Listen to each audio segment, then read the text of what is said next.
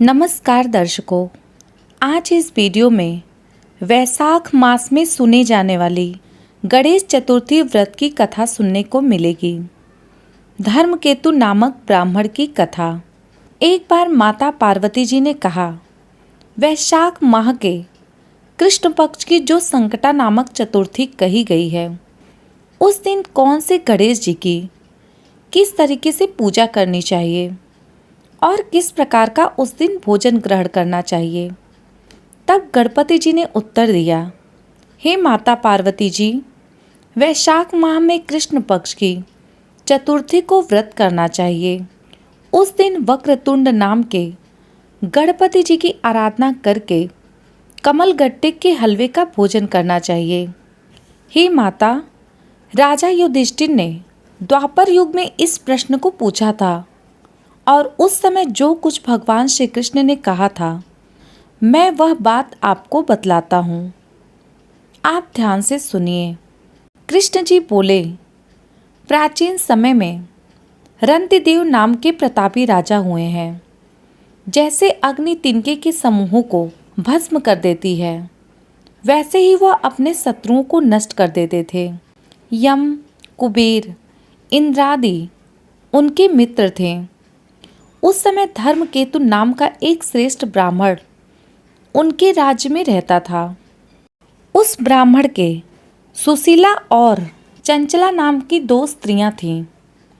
सुशीला सदैव कोई न कोई व्रत किया करती रहती थी, अतः उसका शरीर दुर्बल हो गया था। इसके विपरीत चंचला कभी भी कोई भी उपवास नहीं करती थी। वह सदैव पेट भरकर भोजन करती थी। कुछ समय पश्चात सुशीला को एक सुंदर लक्षणों वाली कन्या हुई और चंचला को एक पुत्र पैदा हुआ। इस बात पर चंचला सुशीला को ताना मारकर बोली, अरे ओ सुशीला, तूने इतने उपवास करके अपने शरीर को दुबला बना लिया है, फिर भी तूने एक दुर्बल कन्या को पैदा किया। मेरी तरफ देख, मैंने कभी भी कोई व्रत नहीं किया। मैं कैसे हिष्ट पुष्ट हूँ और वैसे ही बालक को मैंने जन्म दिया है। अपनी सौत के मुंह से यह व्यंग सुनकर सुशीला के हृदय को पीड़ा होने लगा। वह विधिवत भगवान गणेश जी की पूजा करने लगी। संकटनाशक गणेश चतुर्थी को जब सुशीला ने भक्ति भाव से व्रत किया, तब रात को वरदायक गणपति जी ने उसे दर्शन दिए और बोले, हे सुशीला, तेरी आराधना से हम बहुत ही प्रसन्न हैं। मैं तुम्हें वरदान देता हूँ कि तेरी कन्या के मुख से निरंतर मोती व मूंगा गिरते रहेंगे। इससे तुम सदा खुश रहोगी। इसके अतिरिक्त तुम्हारा एक शास्त्र को जानने वाला सुंदर पुत्र भी उत्पन्न होगा। ऐसा कहते ही भगवान गणेश जी अदृश्य हो गए। कुछ दिनों के पश्चात सुशीला को एक पुत्र रत्न की प्राप्ति हुई। तदंतर धर्मकेतु का स्वर्गवास हो गया। उसकी मृत्यु के बाद चंचला सारा धन लेकर अन्य घर में रहने लगी। वहीं सुशीला अपने पति के घर में रहती हुई अपने पुत्र व पुत्री का लालन पालन करने लगी।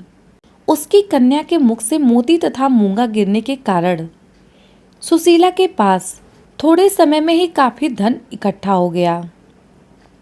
चंचला इस कारण सुशीला से जलने लगी।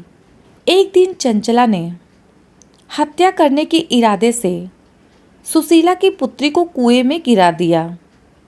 उस कुएं में गणेश जी ने उसके जीवन की रक्षा की तथा वह बालिका राजी खुशी अपने माता पिता के पास लौट आई। ऐसा देखकर चंचला का मन क्रोधित हो उठा। वह विचारने लगी कि ईश्वर जिसकी रक्षा करता है, उसे कोई भी मार नहीं सकता। सुशीला अपनी पुत्री को पुनः प्राप्त कर अति प्रसन्न हुई। पुत्री को अपनी छाती से लगाकर वह कहने लगी, हे पुत्री, भगवान गणपति जी ने तुम्हें दोबारा जीवन दान दिया है। जिनका कोई नहीं होता, उनके स्वामी गणेश जी हैं। चंचला ने आकर उसके पैरों पर अपना सिर झुकाया। चंचला को देखकर सुशीला बहुत ही आश्चर्य हुई। चंचला ने हाथ जोड़कर कहा, हे बहन सुशीला, मैं बहुत पापिन व नीच हूँ। आप दया करने वाली हैं। आपने दोनों कुलों का भला किया है। आप मेरी गलतियों को क्षमा करें। जिसके भगवान रक्षक है उसका कोई कुछ भी नहीं बिगाड़ सकता। जो मनुष्य साधुओं एवं अच्छे पुरुषों के दोषों को देखते हैं वे अपने कर्म से स्वयं ही नाश को प्राप्त हो जाते हैं। इसके बाद चंचला ने भी वैशाख मास के कृष्ण पक्ष की चतुर्थी तिथि का व्रत किया।